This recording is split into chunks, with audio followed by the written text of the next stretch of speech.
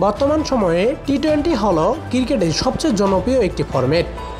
এই ফরম্যাটে যেন বোলাররা সবসময় সমস্যায় পড়ছেন। মাটিতে কম স্ট্যান্ডের বল দেখা যায়।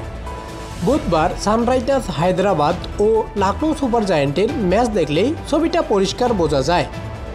কিন্তু টি-20 আন্তর্জাতিক ম্যাচে এমন কিছু ঘটছে যা স্কোরবোর্ড দেখলে আপনার মাথা ঘুরে যেতে পারে অথবা আপনি অবাক হয়ে যেতে পারেন। খাতা না খুলেই প্যাভিলিয়নে ফিরেন 6 ব্যাটসম্যান। দলের সর্বোচ্চ স্কোরার ব্যাটসম্যান করেছেন মাত্র 4 রান। এ থেকে আপনি অনুমান করতে পারেন পুরো দলের স্কোর কত হতো। আসলে মঙ্গোলিয়া এবং জাপানের মধ্যকার আন্তর্জাতিক টি-20 ম্যাচে এই আশ্চর্যজনক ঘটনাটি দেখা গেছে। বর্তমানে মঙ্গোলিয়া দল জাপান সফর করেছে। সেখানে দুই দলের মধ্যে 7টি টি-20 ম্যাচের সিরিজ খেলা হবে। এই সিরিজের দ্বিতীয় ম্যাচে মঙ্গোলিয়ার 6 ব্যাটসম্যান খাতা না খুলেই প্যাভিলিয়নে ফিরে যান। বাকি 4 ব্যাটসম্যান 2, 1, 4 এবং 2 রান করে আউট হন, যেখানে 11 নম্বর ব্যাটসম্যান অ্যাকাউন্ট না খুলেই অপরাজিত থাকেন।